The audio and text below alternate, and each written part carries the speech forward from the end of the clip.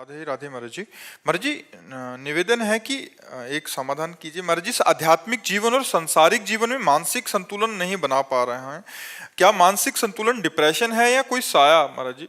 मानसिक संतुलन कोई साया फाया नहीं है।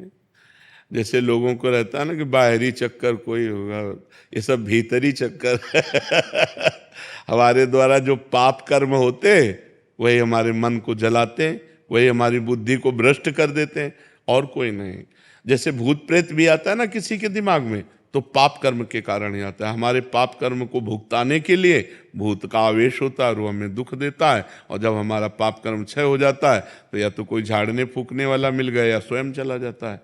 तो कर्म ही हमारे लिए भूत है और कर्म ही हमारे लिए भगवान है।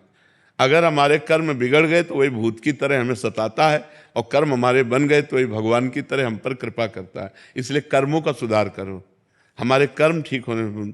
हमारे अगर कर्म बिगड़ गए हैं ना तो ऐसा ही अनुभव होने लगता है। कोई डिप्रेशन नहीं, पहले स्वीकृति करो। नहीं तो अगर किसी आदमी को 20 बार 20 लोगों को तैयार कर लो अलग अलग, और उसको यार तुम डिप्रेशन में पहुंच गए क्या? नहीं नहीं, तो नहीं, हमें तो लग रहा है तुम डिप्रेशन में हो, और चला जाए।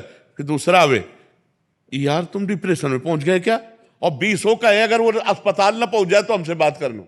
वो अस्पताल जाएगा और चेक करवाएगा कि मैं डिप्रेशन में हूं क्या, क्योंकि 20 लोगों ने कहा है। तो हम पहले कह रहे कि ये स्वीकृति करो कि मैं डिप्रेशन में नहीं हूं, ये स्वीकृति करो कि मेरे ऊपर भूत प्रेत का कोई साया नहीं। स्वीकृति से ही फंस गए हो। मेरे ऊपर भगवान की बड़ी कृपा है, और नाम जप करो, गंदे आचरण मत करो। आज हमारी समाज गंदे आचरणों को पाप मान ही नहीं रही है। बहुत जोर से ये व्यभिचार फैल रहा है। ये जो व्यभिचार दोष है बहुत जोर से फैल रहा, चाहे स्त्री हो चाहे पुरुष हो, सबके दिमाग में एक ही बात नाच रही है, बस भोग भोग भोग संसार। ये पाप महापाप है। पर स्त्री गमन, पर पुरुष गमन, ये महापाप है, और कोई इस पर ध्यान नहीं दे रहा। और फिर कहते हैं डिप्रेशन में जा रहे हैं, परेशान हो रहे। परेशान नहीं होगे तो और क्या होगे? हम खुली बात कह रहे हैं, अपने चरित्र को सुधारो, अपने आचरणों को सुधारो, अपने कर्म को ठीक करो, नाम जप करो। किसी से आशीर्वाद मांगने की जरूरत नहीं। और कोई आशीर्वाद ऐसे फल फूल वाला भले दे दे, ऐसा आशीर्वाद बिना अधिकार के नहीं मिल जाता। तुम्हें भजन करना पड़ेगा, तुम्हें अपने आचरण ठीक करने पड़ेंगे, तुम्हें तप करना पड़ेगा, तुम्हें पाप नष्ट करने पड़ेंगे। उपाय हम बता देते हैं। भगवान गीता में अर्जुन को क्या कहते? तुम्हें सहना पड़ेगा, तुम्हें मेरा भजन मन मना भव मद भक्तो माद्याजी माम नमस्कुरु। भगवान सामने खड़े हैं और कह रहे जब तक तुम ऐसा नहीं करोगे तब तक मेरे को नहीं जान सकते। सामने खड़े हैं महाराज। अनन्य चेता सत्यम, मेरा सतत चिंतन करो। अनन्य चिंतयन्तो माम, मेरा अनन्य चिंतन करो। भगवान बार बार कह रहे। तो हम जब भगवान कह रहे हैं तो हम लोग तो भगवान के दास हैं। सदगुरुदेव भगवान बड़ी कृपा, जोरदार है विपक्ष, बहुत जोरदार। हाँ, विपक्ष तो जोरदार क्योंकि हमारे स्वामी का ही है, किसी और का है क्या? हमारे स्वामी।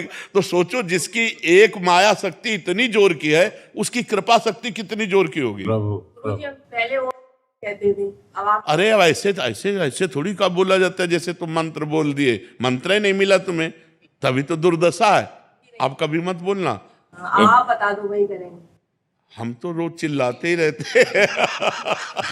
हम एक बात बताते हैं, दिल भर लगे ही तो रहते हैं, इसी में लगे रहते हैं कि भाई सुधरो, भाई सुधरो, मंगल हो तुम्हारा। राधा राधा जपो, राम राम जपो, कृष्ण कृष्ण जपो, हरि हरि जपो, जो मन आवे सो जपो, लेकिन जपो। और आचरण पवित्र रखो, खान पान पवित्र रखो, बढ़िया आनंद आ जाएगा जी।